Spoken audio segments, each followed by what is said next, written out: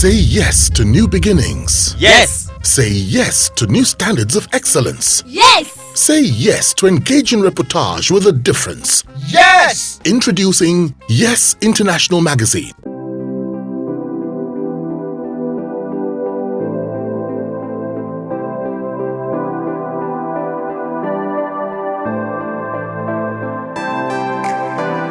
Why did you choose the title Breaking Coconut Hair for that book that was unveiled? Well, Breaking Coconuts with your head. I arrived at this title for two reasons. Okay. One, I was president of National Association of Nigerian Students in 1984-85. I was actually elected in December 1983. Okay. But a few days after our election, we had a military coup, and the Buhari Diagbon government came into power. Unlike other military governments, you heard of the Babangida regime, the Abacha regime. That regime was peculiar in the sense that it was called Buhari Diagbon regime. And the Idiagbon in that regime was actually supposed to be the enforcer. In fact, there was a sense in which Buhari was de facto, head of state, while Buhari was de jure, that is legally the head of state, but Idiagbon was de facto the head of state. So, and Idiagbon is about the root of coconut. So that was the regime that we took on, fighting against the introduction of fees in the universities, fighting against the removal of subsidized feeding.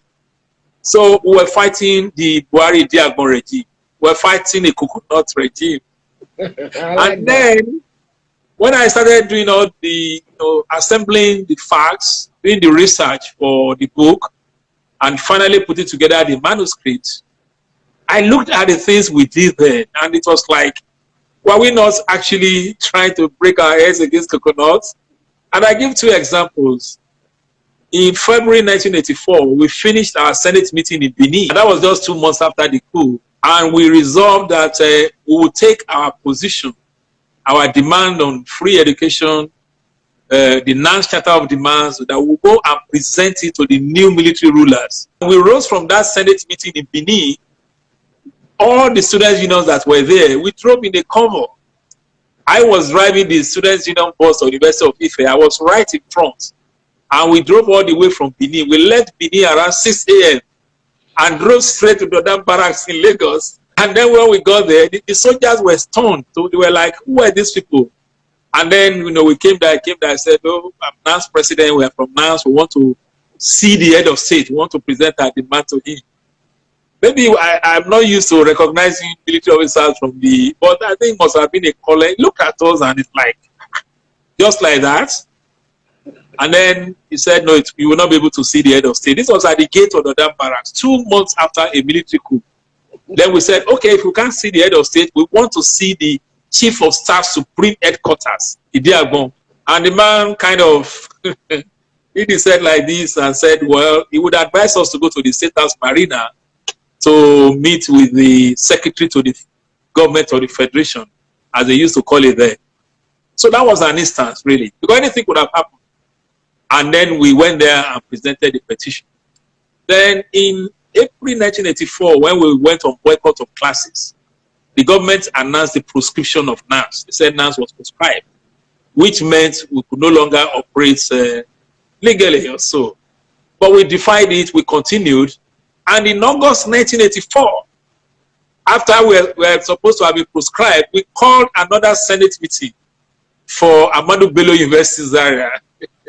On the day of the Senate meeting, the Commissioner of Police sent a message to the student union that no gathering was going to be allowed.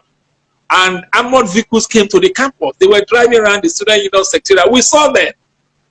And we still gathered. And we went to the Faculty of Arts Lecture Theatre to hold the Senate meeting, even when we are still there. Then they stormed that meeting. And in the book, you will read how, I had to go and hide in the bush. And after entering the bush, I used to be afraid of snakes. And it was like, oh, I have to choose between the snake and the policemen that were pursuing me.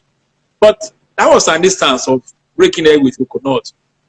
You'll be surprised if I mention some names of those who were at that Senate meeting that was stormed by the military. The current INEC chairman, Professor Yakubu Mahmoud, Mahmoud Yakubu, was the Secretary General of University of Sokoto Students Union. Wow.